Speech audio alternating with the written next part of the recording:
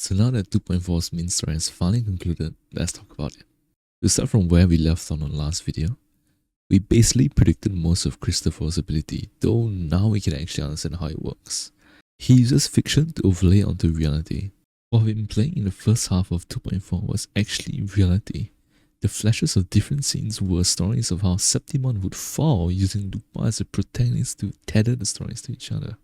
So since for his forte to override reality, it requires a story that has happened before to reference. But he also needs a main character to hold it together for it to properly lead into a desired ending. An interesting thing to note is that a character in the story could jump through stories like we see Lupa do after meeting Cartasia. I'm unsure if the additional characters coming into the story is why there were 3 different timelines, but it very much seems like it. I wonder if you have a resonator in the future with the ability to cancel the resonator's forte. Like, how would that work with Christopher's forte? Would the sonosphere just break? Hopefully we'll see in the future, but I'm just curious currently. Okay, now that we've solidified that I am clearly insane and I can predict the stories with some random ass theory, we move on to what happened with Mia during the Great Argon and what Leviathan was playing at the time when corrupting Cartasia fell through.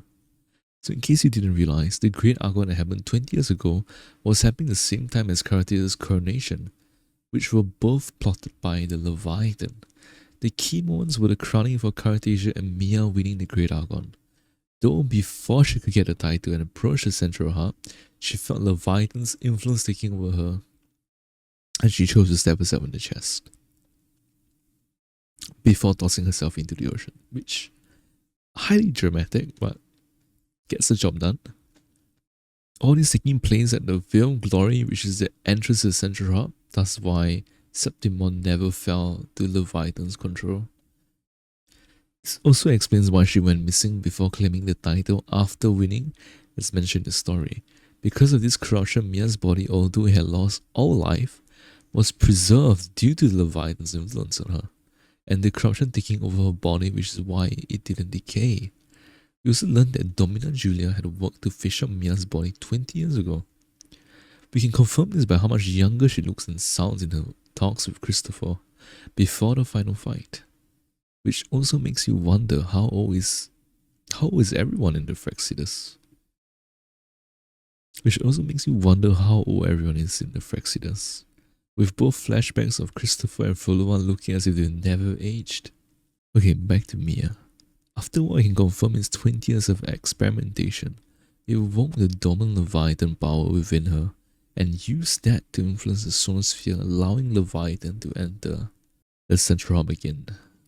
There's a callback to Leviathan developing multiple resonators for himself, so Mia might actually be in the same boat as Cartasia, albeit without the strong conviction and will to resist the call of the deep.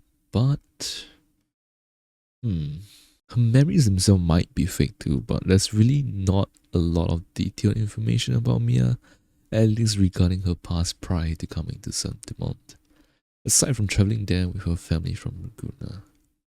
So in case you haven't checked the book after finishing the story, there are 2 new entries that give us a bit more information about the ending and Mia's final thoughts before she chose to perish. We'll be skipping over Mia's final thoughts as it doesn't really add anything aside from her love of Septimon. Also, it's really bittersweet, so you should just read it for yourself, honestly. As for the ending, it seems you can grab items from the sonosphere. It is the one Christopher created with his forte, as Followa grabs a gem from Mia's helmet, a gem that resembles a water droplet. We found out here that Mia was originally from the Order of the Deep, as the gem was a part of a jewelry symbolizing faith. There's only one faith in Laguna, which honestly makes sense. Water-looking gem, gold jewelry. Seems the gem's color was corrupted though, turning into a deep purple due to the tidal blight. Though it seems the corruption is fading as the silhouette of a fish drifts away. Now, what could this mean? Well, this gem being just a memento of Mia's life, I guess that's about it. No clue on what else it could mean, really.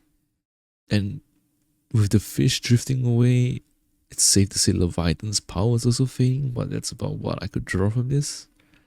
It might tie into Fulawa's forte actually, but there's really so little information about currently available, aside from knowing that she's a mad scientist that mess with people's reverberations during the world quest.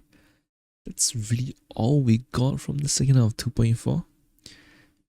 Honestly, I really enjoyed the storytelling and cutscenes. All around, I think this is a really great way of how to tie up the 2.4 story.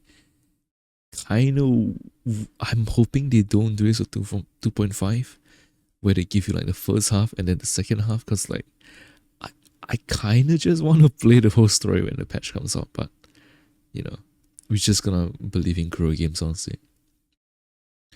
Now, I'm kind of excited for the rest of Renacita, because there's still Lilyland left that was mentioned previously.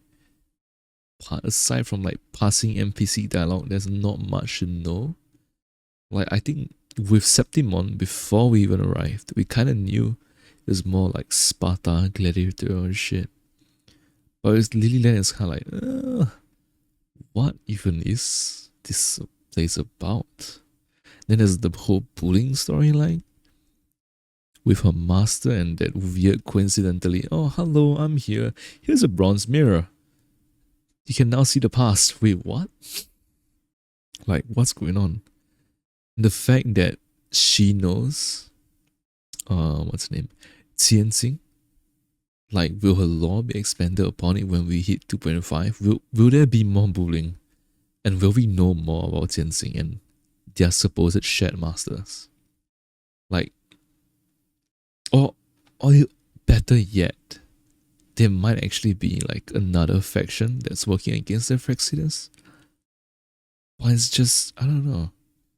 There's just so much to look forward to with how the story is progressing so far. I'm really curious how we will end our storyline in Raguna currently, with there being only one more island city left. But yeah, yup. That concludes this video. If you have any theories or ideas about story modes during this patch, I'd love to hear it, as well as speculations for the next patch.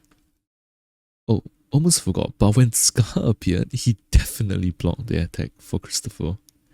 Well, if you'd like to see more Wuwa lore videos, drop a like, a comment. If you manage to hit 10 likes, I'll see what I can whip up. I've been researching more about the Scourge Wings and its ties to Septimon recently, but we'll see. So far, it's looking like they're just the natives to Septimon as an island. Till then, I hope you have a great day. Thank you for watching, and see you next time. Ja ne.